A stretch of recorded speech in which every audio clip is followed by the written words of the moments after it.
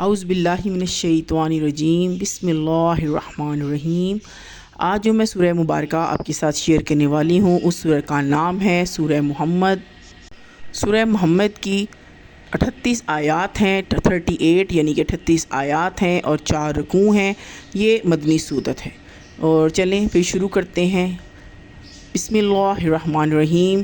شروع اللہ کے نام سے جو بڑا مہربان نہایت رحم کرنے والا ہے۔ جو لوگ کفر لائے اور اللہ کی راہ سے روکتے رہے، اللہ نے ان کے اعمال ضائع کر دیے، اور جو لوگ ایمان لائے اور نیک اعمال کیے اور اس پر ایمان لائے جو محمد صلی اللہ علیہ وآلہ وسلم پر نازل کیا گیا اور ان کے رب کی طرف سے حق ہے، اللہ نے ان کے گناہ مٹا دیے اور ان کی حالت درست کر دی۔ یہ اس لیے کہ کافروں نے باطل کی پیروی کی اور ایمان والوں نے اپنے رب کی طرف سے حق کی پیروی کی۔ اسی طرح اللہ لوگوں کے لیے مثالیں بیان کرتا ہے۔ پھر جب تم کافروں سے جنگ میں ملو تو گردنیں مارو، یہاں تک کہ جب انہیں خوب قتل کر چکو تو مضبوطی سے باندھ لو، پھر یا تو احسان کر کے چھوڑ دو یا فدیہ لے کر، یہاں تک کہ جنگ اپنے ہتھیار رکھ دے۔ یہ حکم ہے، اور اگر اللہ چاہتا تو خود ان سے بدلہ لے لیتا، لیکن وہ تمہیں ایک دوسرے کے ذریعے آزماتا ہے۔ اور جو لوگ اللہ کی راہ میں قتل کیے گئے، اللہ ان کے اعمال ضائع نہیں کرے گا، انہیں ہدایت دے گا اور ان کے دلوں کو درست کرے گا اور انہیں اس جنت میں داخل کرے گا جس کا اس نے انہیں تعارف کروایا ہے۔ اے ایمان والو، اگر تم اللہ کی مدد کرو گے تو وہ تمہاری مدد کرے گا اور تمہارے قدم جما دے گا، اور جن لوگوں نے کفر کیا ان کے لیے ہلاکت ہے اور اللہ نے ان کے اعمال ضائع کر دیے۔ یہ اس لیے کہ انہوں نے اس کو ناپسند کیا جو اللہ نے نازل کیا، تو اللہ نے ان کے اعمال ضائع کر دیے۔ کیا وہ زمین میں چلے پھرے نہیں تاکہ ان لوگوں کا انجام دیکھتے جو ان سے پہلے تھے؟ اللہ نے ان پر ہلاکت مسلط کی اور کافروں کے لیے بھی ایسا ہی انجام ہے۔ یہ اس لیے کہ ایمان والوں کا ولی اللہ ہے اور کافروں کا ولی شیطان۔ جو لوگ ایمان لائے اور نیک اعمال کیے انہیں اللہ ان جنتوں میں داخل کرے گا جن کے نیچے نہریں بہتی ہیں، اور جن لوگوں نے کفر کیا وہ دنیا میں مزے کر رہے ہیں اور جانوروں کی طرح کھاتے ہیں، اور ان کا ٹھکانہ آگ ہے۔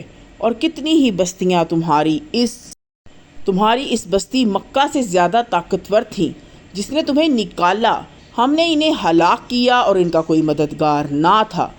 کیا وہ شخص جو اپنے رب کی طرف سے واضح دلیل پر ہے اس کے برابر ہو سکتا ہے جس کے اعمال کو اس کے لیے خوشنما بنا دیا گیا ہو اور وہ اپنی خواہشات کی پیروی کرے؟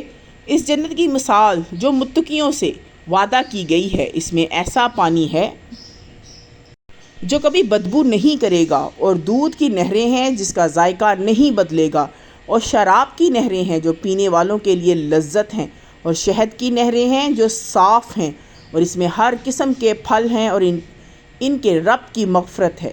کیا یہ اس شخص کے برابر ہو سکتا ہے جو آگ میں ہمیشہ رہے گا اور انہیں کھولتا پانی پلایا جائے گا جو ان کی آنتیں کاٹ دے گا؟ اور ان میں سے کچھ لوگ ایسے ہیں جو تمہاری بات سنتے ہیں، یہاں تک کہ جب وہ تمہارے پاس سے نکلتے ہیں تو علم والوں سے کہتے ہیں ابھی کیا کہا؟ یہی وہ لوگ ہیں جن کے دلوں پر اللہ نے مہر لگا دی ہے اور وہ اپنی خواہشات کے پیچھے چلتے ہیں۔ اور جو لوگ ہدایت پر چلتے ہیں اللہ ان کی ہدایت میں اضافہ کرتا ہے اور انہیں تقویٰ عطا کرتا ہے۔ تو کیا وہ قیامت کا انتظار کر رہے ہیں کہ اچانک ان پر آ جائے؟ اس کی نشانیاں تو آ چکی ہیں، پھر جب وہ آ جائے گی تو ان کے لیے نصیحت کا کیا فائدہ ہوگا؟ بس جان لو کہ اللہ کے سوا کوئی معبود نہیں، اور اپنے گناہ کی معافی مانگو، اور مومن مردوں اور عورتوں کے لیے بھی، اور اللہ تمہارے چلنے پھرنے اور ٹھکانے کو جانتا ہے۔ اور ایمان والے کہتے ہیں کوئی صورت کیوں نہیں اتری؟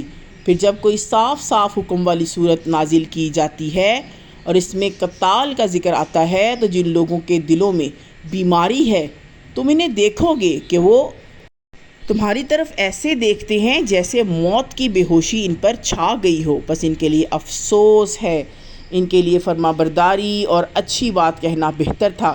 پھر جب حکم قطعی ہو گیا اور اگر وہ اللہ کے ساتھ سچے رہتے تو ان کے لیے بہتر ہوتا۔ تو کیا تم سے یہ توقع ہے کہ اگر تم حکومت پاؤ تو زمین میں فساد کرو اور اپنے رشتے کاٹ دو؟ یہی وہ لوگ ہیں جن پر اللہ نے لعنت کی ہے اور انہیں بہرا کر دیا اور ان کی آنکھیں اندھی کر دیں۔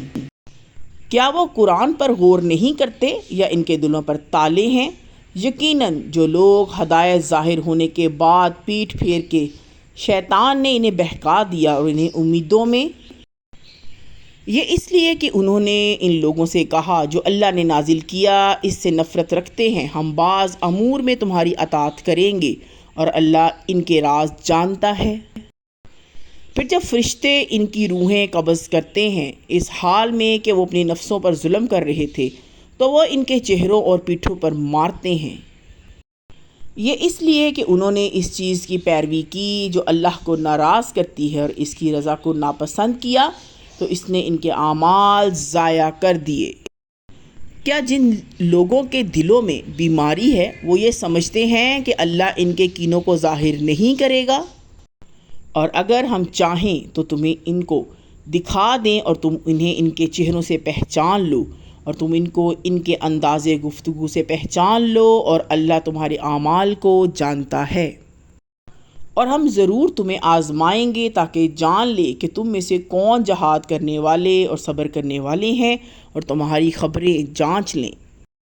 یقیناً جن لوگوں نے کفر کیا اور اللہ کی راہ سے روکا اور رسول کی مخالفت کی بعد اس کے کہ ہدایت ان پر ظاہر ہو گئی، وہ ہرگز اللہ کو کچھ نقصان نہیں پہنچا سکتے اور اللہ ان کے اعمال ضائع کرے گا۔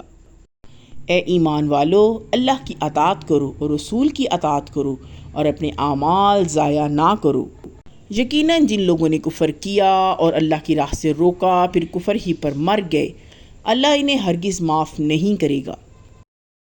پس ہمت نہ ہارو اور صلح کی دعوت نہ دو جبکہ تم غالب ہو، اور اللہ تمہارے ساتھ ہے اور وہ تمہارے اعمال کو ضائع نہیں کرے گا۔